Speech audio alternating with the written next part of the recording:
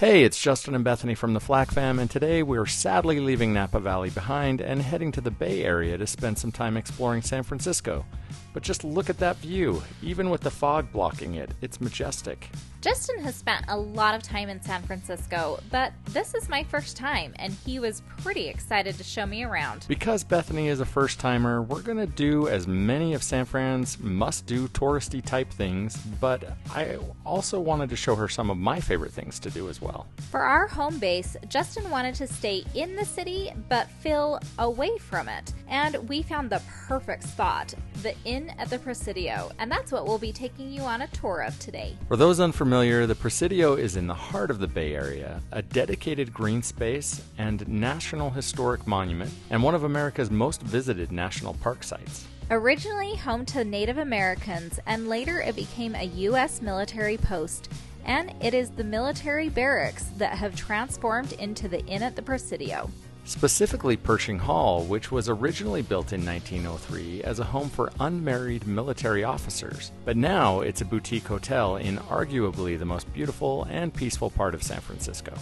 Parking at the inn is in the rear of the building. Once you arrive, you can make your way to the front center door, where you'll be greeted by guest services seated in a gorgeous reception room with a roaring fire. Just beyond the reception area, you'll find a dining room and the back patio with a large fire pit.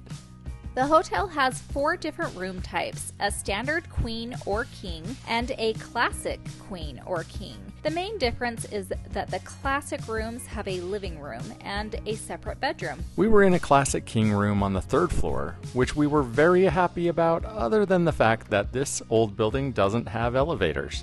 So we had to muscle our luggage up the stairs, which really wasn't horrible, but if you are considering staying here, you'll want to keep that in mind. When you enter the room, you'll find yourself in the living room with a couch and 2 chairs sitting around a fireplace. There's also a desk and a cabinet with a refrigerator full of drinks and snacks for sale. There's also an espresso in the room for your convenience. The bedroom has a king bed and a large closet that has a safe as well as 2 robes and 2 sets of slippers, a lantern in case of a power outage, and an umbrella because, well, this is San Francisco. The bathroom is on the far side of the bedroom, and it's a standard but comfortable bathroom with a tub-shower combo. It's important to note that this room is heated by radiant heat, which was a bit confusing to turn on and get dialed in, but you're going to want it because it can get cold at night year-round. Thank goodness for that fireplace. A big benefit, and one that we took advantage of every day, is breakfast and a nightly reception in the dining room.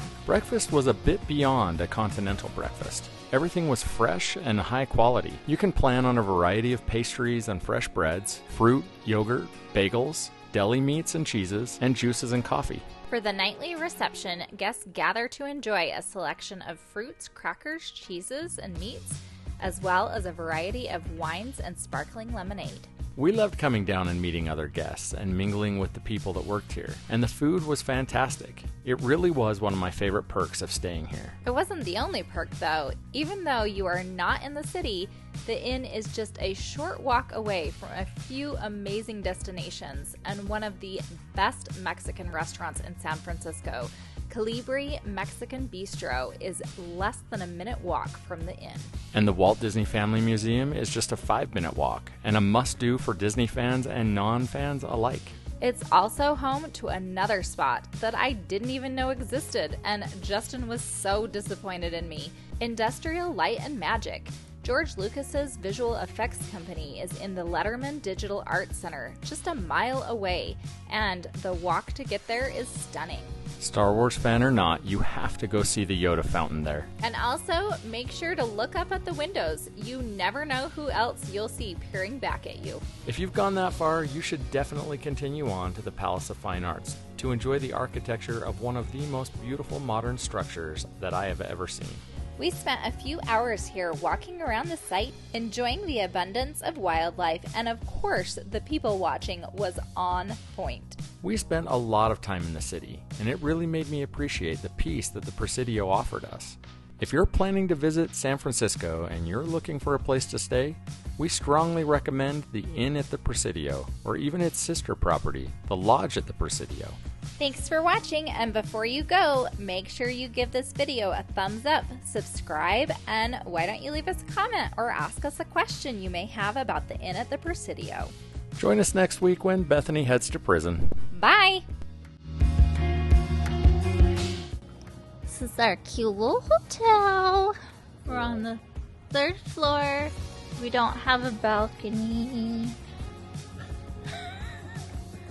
That's okay, because we can use this one. Okay, do you have that smell? Smell 'em right now. It's just old wood and old forest. Sour. It's not sour.